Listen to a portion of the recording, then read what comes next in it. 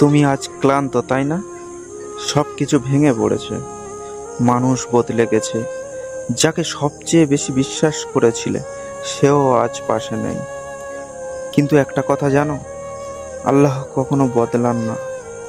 তুমি যতই ভাঙো, যতই দূরে যাও, তোমার কান্নাটা তিনিই প্রথম শোনেন। তুমি চুপ থাকলেও তোমার বুকের ভেতরের আওয়াজ তিনিই বোঝেন, যাতে তুমি বুঝতে পারো। কখনো কখনো আল্লাহ তোমার জীবন থেকে মানুষগুলোকে সরিয়ে দেন, যাতে করে তুমি বুঝতে পারো সান্ত্বনা শুধু আল্লাহর কাছে আছে। তুমি যখন ভাবো আর পারছি না, ঠিক তখন আল্লাহ তোমাকে বলেন, আমি আছি তোমার সাথে, শুধু আমার দিকে ফিরে তাকাও।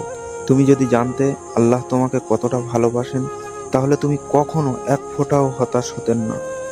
তুমি যা হারিয়েছো, আল্লাহ তার থেকে ভালো কিছু তোমার জন্য লিখে রেখেছেন, কিন্তু তুমি সেটা বুঝতে পারছো না, কারণ এখনো কাঁদছো পুরানোটার জন্য। তুমি একবার বলো, ইয়া আল্লাহ, আমি আর কাউকে চাই না, শুধু তোমাকেই চাই। দেখবে তোমার বুকের ভিতরকার ভার হালকা হয়ে যাবে। তুমি কান্না করবে, কিন্তু সেই কান্না শান্তির কান্না হবে।